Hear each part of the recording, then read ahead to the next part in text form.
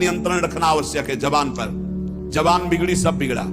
गंदे आचरण वाले, जिनको पवित्रता का ज्ञान नहीं, जिनको केवल अर्थ पिशाच हैं, नाना प्रकार की अपवित्रताएं करके तुम्हें भोजन परोसते हो, गरम गरम तुम्हारे सामने आया, तुम अमृत समझ के खा रहे हो, तुम्हारी बुद्धि नहीं खराब हो जाएगी?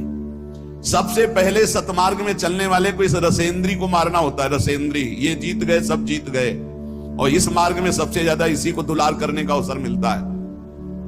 जहां निमंत्रण होगा वहां चक्क होगा। बस को खाओ और चौपट करो अपनी साधना, अपने परमार्थ को चौपट कर दो। खाना ही मृत्यु है और खाना ही जीवन है। जो पवित्र भगवद अर्पित मित आहार करता है वो अपने जीवन को भागवतिक बना लेता। कितना खाओगे?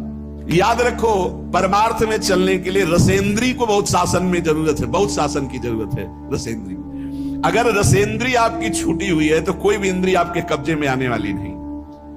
भोजन किया जाता है जीवन रखने के लिए, प्राणों का पोषण। और आप ये समझो, जैसे आप 400 ग्राम अन्न पा लिए तो आपकी जीवनी शक्ति उसमें पचाने में कम लगेगी और आपके चिंतन में ज्यादा लगेगी। 800 ग्राम डाल लिया।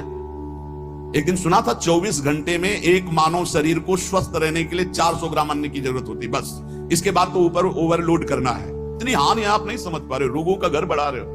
थोड़ा भोजन करो, सात्विक भोजन करो, और ऐसा भोजन करो जिसमें तेल आदि गरिष्ठ पदार्थ ज्यादा न हो, तो आपकी जीवनी शक्ति बढ़ेगी। आप उसी जीवनी शक्ति से भजन करेंगे। भजन में मन क्यों नहीं लगता? आप देखो, एक दिन खा के अच्छे, और एक दिन 2 रोटी खाओ केवल हमारे कहने के अनुसार, कि आपको लगे कि हाँ भूख लगी अभी, और छोड़ दो, फिर आप भजन में लगो। देखो कैसी वृत्ति जाएगी, सतोगुणी। चंचलता मन की तभी रुकती है जब सात्विक भोजन होता है।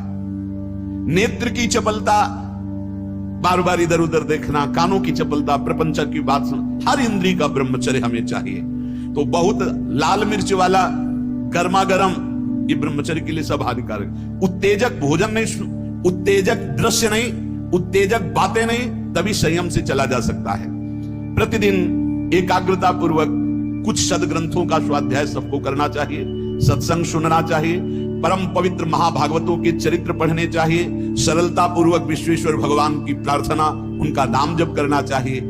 केवल ऐसे संयम से चलने से सबकी उन्नति का भाव जागृत हो जाता है, निस्वार्थ भाव जागृत हो जाता है।